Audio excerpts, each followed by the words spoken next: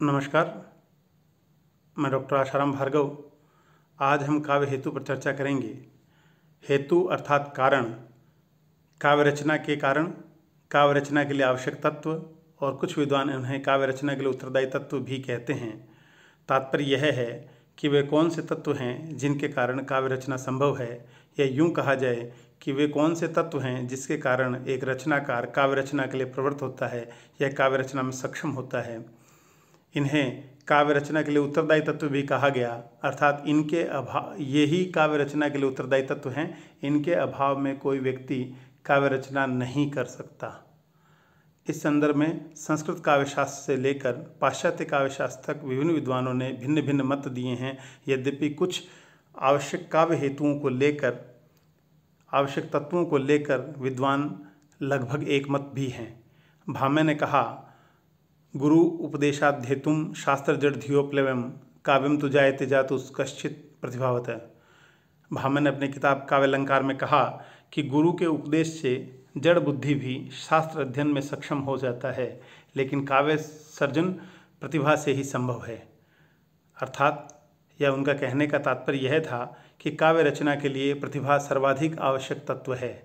इस दृष्टि से देखा जाए तो भामह ने गुरु उपदेश को सर्वाधिक महत्व दिया, बावजूद उसके उन्होंने काव्य रचना के लिए प्रतिभा को महत्व दिया, और उनके अनुसार प्रतिभा के अभाव में काव्य रचना असंभव है। भामह प्रतिभा परिष्कार हेतु शास्त्र व पूर्व रचनाओं का अध्ययन अनुशीलन भी आवश्यक मानते हैं।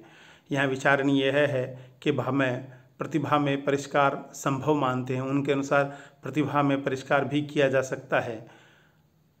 भामह के अनुसार प्रतिभा में परिष्कार के लिए शास्त्र, लोक, छंद शास्त्र, व्याकरण आदि का अध्ययन आवश्यक है। इसके साथ साथ उन्होंने पूर्व रचनाकारों द्वारा रचित रचनाओं का अध्ययन अनुशीलन भी प्रतिभा परिष्कार के लिए आवश्यक माना। इस दृष्टि से देखा जाए तो भामह ने प्रतिभा को सर्वाधिक महत्व दिया, लेकिन उस प्रतिभा में परिष्कार को भी संभव बताया। भामह के बाद दंडी ने कहा, नैसर्गिकी च प्रतिभा श्रुतुम च बहुनिर्मलम अमंदाश्च वियोगस्या कारणम काव्य संपदः। भामह ने अपनी किताब काव्य दर्श में कहा कि नैसर्गिक प्रतिभा, शास्त्र अध्ययन से प्राप्त निर्मल बुद्धि और अभ्यास, ये तीन काव्य के लिए आवश्यक तत्व हैं। उनके अनुसार अन्य रचनाओं को पढ़ने से या अपने पूर्व रचनाकारों की रचनाओं को पढ़ने से निर्मल बुद्धि उत्पन्न होती है। यहाँ देखा जाए तो दंडी द्वारा प्रतिभा, व्युत्पत्ति और अभ्यास को ही काव्य हेतु माना गया है, क्योंकि व्युत्पत्ति के अंतर्गत लोक और शास्त्र के अध्ययन पर बल दिया जाता है।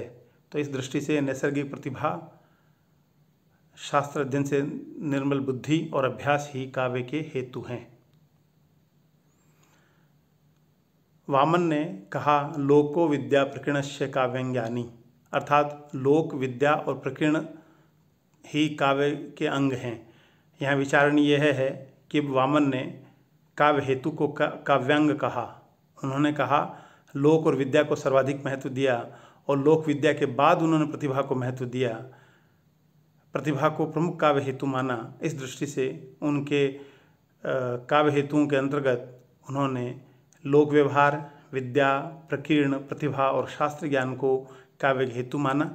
प्रकीर्ण के अंतर्गत काव्य अनुशीलन, अभियोग अर्थात अभ्यास, वृद्ध सेवा अर्थात गुरु उपदेश, प्रतिभा, अवेक्षण अर्थात शब्द चयन की क्षमता और अवधान अर्थात एकाग्रता को काव्य रचना के लिए आवश्यक तत्व माना। यहाँ ध्यान देने वाली बात यह है कि उन्होंने शब्द चयन, अभ्यास, अनुशीलन के साथ साथ एकाग्रता पर भी बल दिया है। उनके अनुसार काव्य रचना के लिए एकाग्रता भी आवश्यक तत्व है।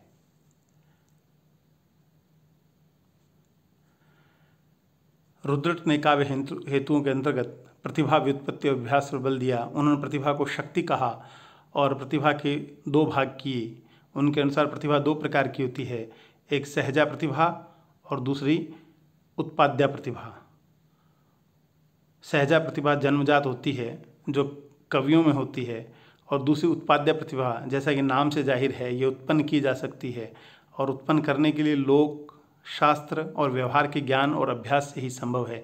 इस दृष्टि से देखा जाए तो रुद्रट ने काव्य हेतु के अंतर्गत शक्ति, व्युत्पत्ति और अभ्यास पर बल दिया और प्रतिभा के अंतर्गत सहजा और उत्पाद्य प्रतिभा के दो हिस्से किए। रुद्रट के बाद आनंदवर्धन ने काव्य हेतुओं के अंतर्गत प्रतिभा को सर्वाधिक महत्व दिया। उन्होंने कहा, न काव्यार्थ विरामो अस्ति यदि स्यात् प्रतिभा गुणः सत्स्वपि पुरातन कवि प्रबंधेषु यद स्यात् प्रतिभा गुणः। उनके अनुसार प्रतिभा संपन्न व्यक्ति ही काव्य रचना में सक्षम है और बिना प्रतिभा के व्यक्ति काव्य रचना कर नहीं सकता। प्रतिभा संपन्न व्यक्ति के लिए विषयों का भी कोई अभाव नहीं है, वह पुराने विषयों को भी नया बनाकर नए रूप में प्रस्तुत कर सकता है। इस दृष्टि से देखा जाए कि तो आनंदवर्धन ने प्रतिभा को ही सर्वाधिक महत्वपूर्ण काव्य हेतु माना।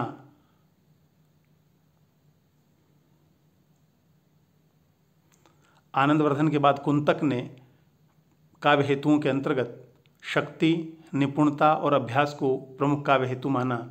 शक्ति, जैसा कि पहले बताया जा चुका है कि कुछ विद्वानों ने प्रतिभा को ही शक्ति माना है। निपुणता अर्थात व्युत्पत्ति और अभ्यास, ये तीन आवश्यक तत्व कुंतक ने भी काव्य रचना के लिए इन तत्वों को आवश्यक माना।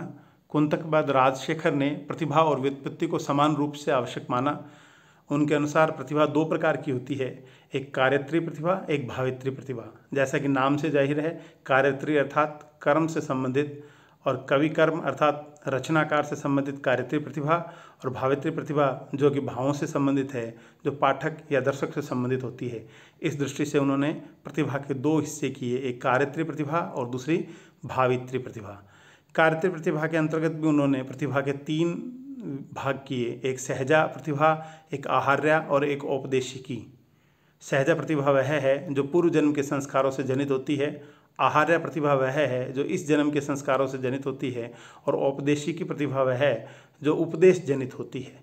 इस दृष्टि से देखा जाए तो राजशेखर के अनुसार प्रतिभा जो कार्यत्री प्रतिभा है उसमें न केवल इस जन्म के संस्कार बल्कि पूर्व जन्म के संस्कार भी उत्तरदायी होते हैं, उसके साथ साथ उपदेश जनित संस्कार भी कार्यत्री प्रतिभा के निर्माण में आवश्यक तत्व हैं। इस प्रकार हम देखते हैं कि राजशेखर ने काव्य हेतु के अंतर्गत प्रतिभा को सर्वाधिक महत्वपूर्ण माना, लेकिन प्रतिभा के साथ साथ व्युत्पत्ति को भी समान रूप से आवश्यक माना।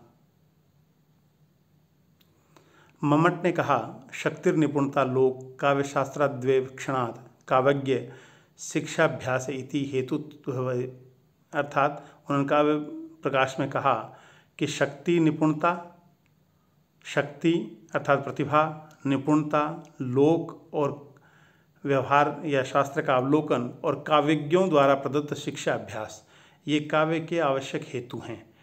यहाँ विचारणीय यह है कि इन्होंने भी प्रतिभा, व्युत्पत्ति और अभ्यास को ही काव्य रचना के लिए आवश्यक तत्व माना। लोक शास्त्र का अवलोकन और निपुणता दोनों व्युत्पत्ति के अंतर्गत शामिल किए जा सकते हैं, और काव्यज्ञों द्वारा प्रदत्त शिक्षा अभ्यास, यहाँ भी पूर्व रचनाकारों द्वारा प्रदत्त शिक्षा को और अभ्यास को उन्होंने काव्य रचना के लिए आवश्यक तत्व माना। पंडित जगन्नाथ ने प्रतिभा को एकमात्र काव्य हेतु माना। उन्होंने प्रतिभा के तीन भाग किए, अदृष्ट प्रतिभा, व्युत्पत्ति और अभ्यास। इस दृष्टि से देखा जाए तो पंडित जगन्नाथ प्रतिभा को ही एकमात्र काव्य हेतु मानते हैं और व्युत्पत्ति और अभ्यास को प्रतिभा का ही अंग मानते हैं। इस प्रकार हम देखते हैं कि भारतीय काव्य शास्त्र में विभिन्न विद्वान प्रतिभा, व्युत्पत्ति और अभ्यास को ही प्रमुख काव्य हेतु मानते हैं। कुछ विद्वान केवल प्रतिभा पर बल देते हैं, कुछ विद्वान प्रतिभा और व्युत्पत्ति पर समान रूप से बल देते हैं, और कुछ विद्वान प्रतिभा, व्युत्पत्ति और अभ्यास तीनों को काव्य रचना के लिए आवश्यक तत्व मानते हैं। इस प्रकार समग्र रूप से देखा जाए तो तीन काव्य हेतु माने जा सकते हैं, प्रतिभा, व्युत्पत्ति और अभ्यास। प्रतिभा के बारे में विवेचन करते समय भट्टतोत ने कहा, प्रतिभा जो होती है वह प्रज्ञा नवोन्मेषशालिनी प्रतिभा मता, अर्थात नवोन्मेषशालिनी प्रतिभा ही प्रज्ञा ही प्रतिभा होती है। अभिनव गुप्त ने कहा, प्रतिभा अपूर्व वस्तु निर्माण क्षमा प्रज्ञा, यानी जो अभूतपूर्व वस्तुओं के निर्माण करने की क्षमता है, जो बुद्धि है, वही प्रतिभा है। यही कारण था कि अधिकांश विद्वानों ने प्रतिभा को ही काव्य का महत्वपूर्ण हेतु माना। काव्य रचना के लिए प्रतिभा एक आवश्यक तत्व है। कुछ विद्वानों में जन्मजात रूप से प्रतिभा होती है। जिस प्रकार आदि कवि वाल्मीकि में जन्मजात काव्य रचना की प्रतिभा थी, यही कारण था कि उन्होंने श्रेष्ठ आदि काव्य रामायण की रचना की। व्युत्पत्ति वह तत्व है जो लोक और शास्त्र के अध्ययन द्वारा प्राप्त होता है।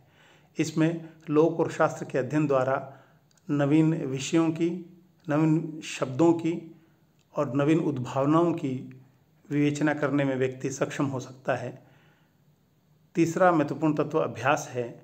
अभ्यास को कुछ विद्वान काव्य रचना का आवश्यक तत्व मानते हैं। कहा भी गया है, करत करत अभ्यास जड़मत होत सुजान, अर्थात अभ्यास करते करते जड़ व्यक्ति भी ज्ञानी हो सकता है।